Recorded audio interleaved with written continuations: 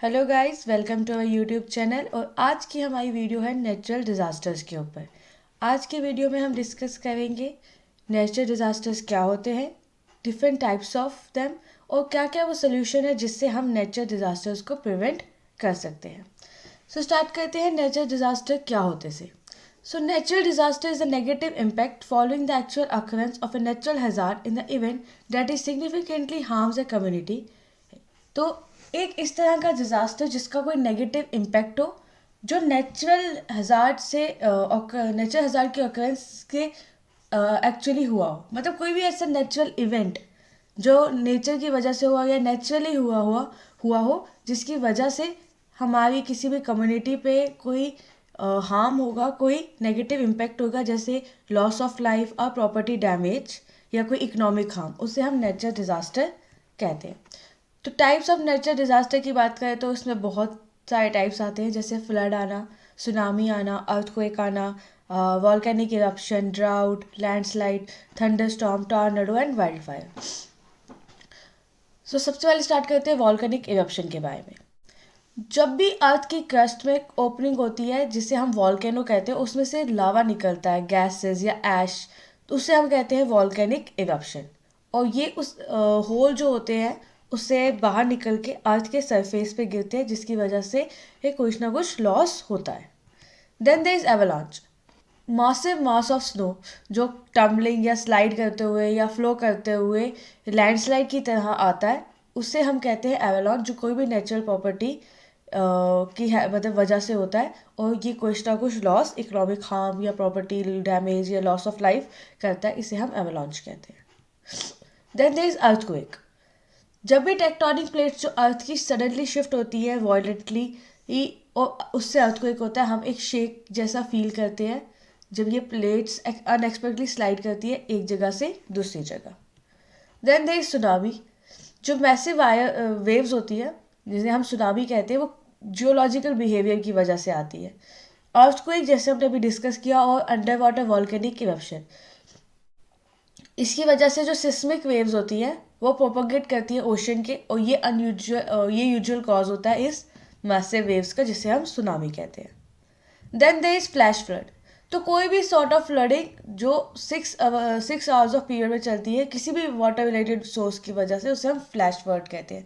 Mostly ये dam break होने की वजह से हो जाती है, जब बांध टूट जाता है, या कॉन्टीन्यूसली जब बहुत ज़्यादा देर हैवी रेन होती है, उस वजह से भी हम फ्लड जैसी कंडीशन को फेस करते हैं। या फिर आसपास जहाँ पे समुंदर है या ये चीज़ें हैं, उन वहाँ पे भी हम इन चीज़ों को फेस करते हैं। Then there is drought, that is totally opposite to the flash flood. तो जो ड्राउट है ये रेफर होती है, मतलब इस टर्म का ही मीनिंग है कि एक पर्टिकुलर पीरियड ऑफ टाइम के लिए ये बहुत ड्राई हो जाना, देन नॉर्मल सर्कमस्टांसेस, इसे शॉर्टेज ऑफ वाटर कहते हैं, या कोई और प्रॉब्लम जो वाटर की वजह से होती है उसे हम ड्राउट कहते हैं। देन देयर इज लैंडस्लाइड, तो जब कोई अचानक सिर्फ अनएक्सपेक्टली सब्सटेंशियल फ्लो ऑफ रॉक हो या किसी भी स्लोप से, उसे हम लैंडस्लाइड कहते हैं, और बहुत ज़्यादा डैमेज ये करते हैं। क्योंकि आप सोचिए एक रास्ता है या फिर यहाँ पे गाड़ियाँ हाईवे, और अगर वहाँ लैंडस्लाइड हो जाए तो कितनी गाड़ियों प्रॉपर्टी डैमेज हो जाएगी, कितने घर डैमेज हो जाते हैं, क्योंकि इनका साइज़ तो वैसे ही बहुत बड़ा होता है, और कुछ कुछ रीजन्स में तो बहुत ही ज़्यादा केसेज होते हैं लैंडस्लाइड के, हम पाए जाते हैं। देन देयर इज थंडरस्टॉर्म, तो एक स्पेसिफिक काइंड ऑफ स्टॉर्म है जो ट्रोपोस्फेयर में डेवलप होता है, और ये जिसके रिजल्ट से डेवलप होता है, जैसे वेट कन्वेक्शन या इंटेंस क्या कहते हैं शेकिंग।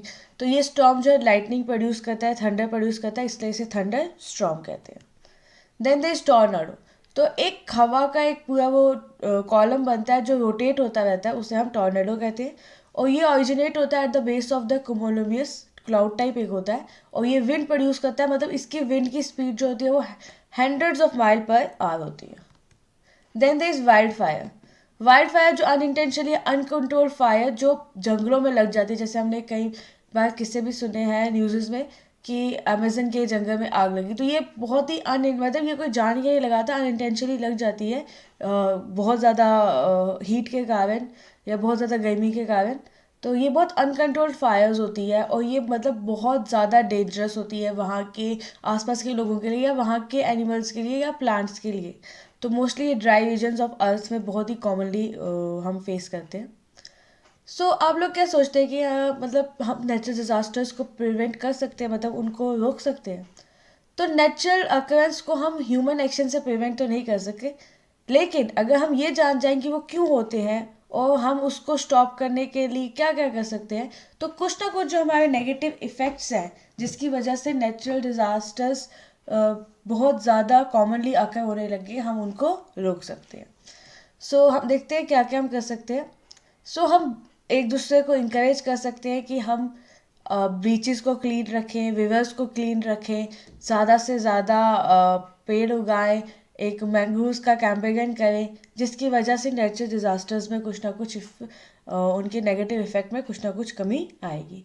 हम अपने नेचुरल रिसोर्सेज को प्रिवेंट कर सकते हैं, जैसे हम ज़्यादा पेड़ ना काटें ताकि ना हम वनरेबल टू रेन हो, ना लैंडस्लाइड हो, और उनको प्रिजर्व कर सकें।